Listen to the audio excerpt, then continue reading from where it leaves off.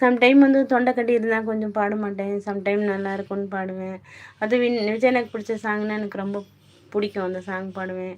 அதுவும் அந்த பர்ட்டிகுலராக அந்த லைன் உண்டான காயம் யாவும் தன்னாலே மாறி போகும் மாயம் என்ன பொன்மானே பொன்மானே என்ன காயமான போதும் என் மேனி தாங்கிக் கொள்ளும் முந்தன் மேனி தாங்காது செந்தேனே எந்தன் காதல் என்னவென்று சொல்லாமல் நீங்க எங்க அழுகை வந்தது